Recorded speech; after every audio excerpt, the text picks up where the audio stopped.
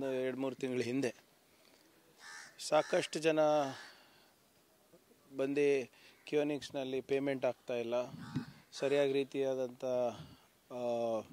ಏನು ನಾವು ದಾಖಲೆಗಳು ಕೊಟ್ಟರೂ ಕೂಡ ನಮಗೆ ನಾವು ಕೊಟ್ಟಂಥ ಕಂಪ್ಯೂಟರ್ ಇರ್ಬೋದು, ಲ್ಯಾಪ್ಟಾಪ್ ಇರ್ಬೋದು ಅಥವಾ ಬೇರೆ IT ಪೆರಿಫರಲ್ಸ್ ಇರ್ಬೋದು, ಅದಕ್ಕೆ ಇವರು ಹಣ ಕೊಡ್ತಾ ಇಲ್ಲ ಅಂತ ಹೇಳಿ. ಅದರ ಜೊತೆಯಾಗಿ ಆಡಿಟ್ ಜನರಲ್ ಅವರು ಕೂಡ ಸಾಕಷ್ಟು ಆಕ್ಷೇಪಣೆಗಳನ್ನು ವ್ಯಕ್ತಪಡಿಸಿದರು. ಕಳೆದ 4-4.5 ವರ್ಷದಲ್ಲಿ ಆದಂಥ ಪ್ರೊಕ್ಯೂರ್ಮೆಂಟ್ ಬಗ್ಗೆ ನಾವು ಅದನ್ನು ಮುಂದಿಟ್ಕೊಂಡು ಸ್ವಲ್ಪ ಮಟ್ಟಿಗೆ ನಾವು ಆಡಿಟ್ ಮಾಡಿಸಿದಾಗ, ಇಂಟರ್ನಲ್ ಆಡಿಟ್ ಮಾಡಿಸಿದಾಗ ಮೇಲ್ನೋಟಕ್ಕೆ 400 ಕೋಟಿಗಿಂತ ಹೆಚ್ಚು ದುಡ್ಡಿನ ಅವ್ಯವಹಾರ ಕಂಡುಬಂತು.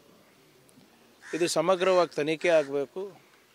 ಇದರಿಂದ ಸಾಕಷ್ಟು ಸರ್ಕಾರದ ಬೊಕ್ಕಸೆಗೆ ನಷ್ಟ ಆಗಿದೆ. ನಿಮ್ಮ ಉಬ್ಬಿದ ರಕ್ತನಾಳಗಳ ಸಮಸ್ಯೆಗೆ ಎವಿಸ್ ಆಸ್ಪತ್ರೆಯಲ್ಲಿ ಕೇವಲ 30 ನಿಮಿಷದ ಲೇಸರ್ ಚಿಕಿತ್ಸೆಯೊಂದಿಗೆ ಮುಕ್ತಿ ಹೊಂದಬಹುದು.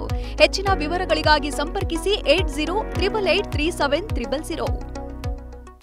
ಆದರೆ ಇದ್ರ ಹಿಂದೆ ಯಾರ್ಯಾರಿದ್ದಾರೆ, ಅಧಿಕಾರಿಗಳಿರ್ಬೋದು, ರಾಜಕಾರಣಿಗಳಿರ್ಬೋದು, ಅದೆಲ್ಲನೂ ಕೂಡ ಭಾಳ ಪಾರದರ್ಶಕವಾಗಿ ಜನರ ಮುಂದೆ ತರಬೇಕು ಅಂದ್ಬಿಟ್ಟು ಇವತ್ತು ನಾವು ಒಬ್ಬರು ನಿವೃತ್ತ IAS ಆಫೀಸರ್ ಕಡೆಯಿಂದ ನಾವು ಇಂಟರ್ನಲ್ ಆಗಿ ನಾವು ಆಡಿಟನ್ನು ನಾವು ಮಾಡಿಸ್ತಾ ಇದ್ದೀವಿ, ತನಿಖೆಯನ್ನು ಮಾಡಿಸ್ತಾ ಇದ್ದೀವಿ.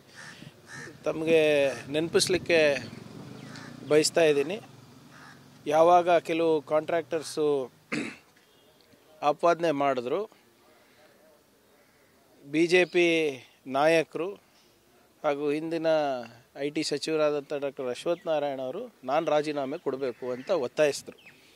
ಯಾವಾಗ ನಾನು ದಾಖಲೆ ಸಮೇತ ನಿಮ್ಮ ಮುಂದೆ ಬಂದು ಅವೆಲ್ಲನೂ ಈ ಪ್ರಸ್ತಾಪ ಮಾಡಿದಾಗ ಇಲ್ಲಿವರೆಗೂ BJPಯವರು ಉಸಿರು ಬಿಟ್ಟಿಲ್ಲ. ಅದ್ರ ಬಗ್ಗೆ ನನಗೆ ಕೇಳೋದಕ್ಕಿಂತ ಹೆಚ್ಚಾಗಿ ನಾನು ಮನವಿ ಮಾಡ್ಕೋತೀನಿ ನಮ್ಮ ಮಾಧ್ಯಮ ಸ್ನೇಹಿತರ ಹತ್ರ, ದಯವಿಟ್ಟು BJP ನಾಯಕರ ಹತ್ರ ಹೋಗಿ ಕಳೆದ 4.5 ವರ್ಷ 5 ವರ್ಷದ ಅವರ ಅವಧಿನಲ್ಲಿ ಎಷ್ಟೆಷ್ಟು ಹಗರಣ ಕಿಯೋನಿಕ್ಸ್ ಮುಖಾಂತರ ಮಾಡಿದ್ದಾರೆ ಅಂತ ಅವರು ಬಾಯಿ ಬಿಡಬೇಕು.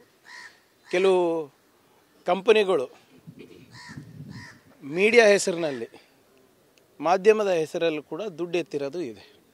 ಅದು ಕೂಡ ಇವತ್ತಿಲ್ಲ ನಾಳೆ ಹೊರಗೆ ಬರುತ್ತೆ. ಸ್ವಲ್ಪ ದಾಖಲೆಗಳನ್ನು ಸಂಗ್ರಹಣೆ ಮಾಡ್ತಾ ಇದ್ದಾರೆ ಇಲಾಖೆದವರು.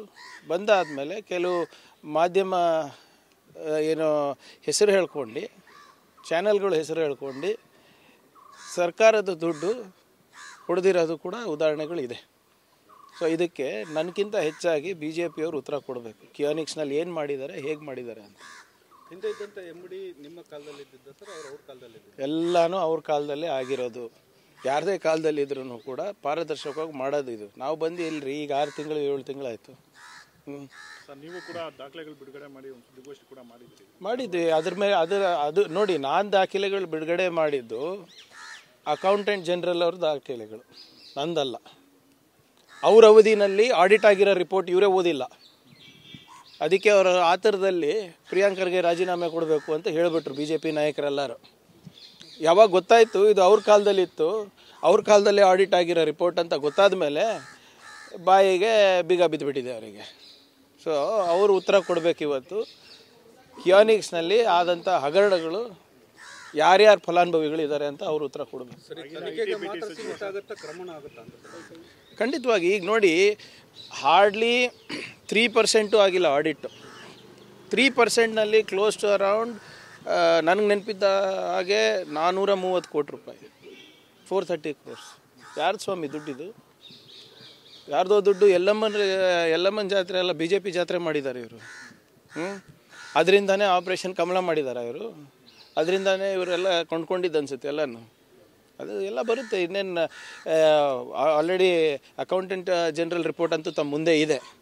ಅದ್ರ ಬಗ್ಗೆ ಫಸ್ಟ್ ಮಾತಾಡಲಿ ಇವರು. ಬರೀ 3% ಏನು ನಾವು ಆಡಿಟ್ ಮಾಡಿಸಿದ್ದಾರೆ ಅವ್ರ ಕಾಲದಲ್ಲಿ ಆದಂಥ ಆಡಿಟು, ಅದ್ರ ಬಗ್ಗೆ ಫಸ್ಟ್ ಮಾತಾಡಲಿ.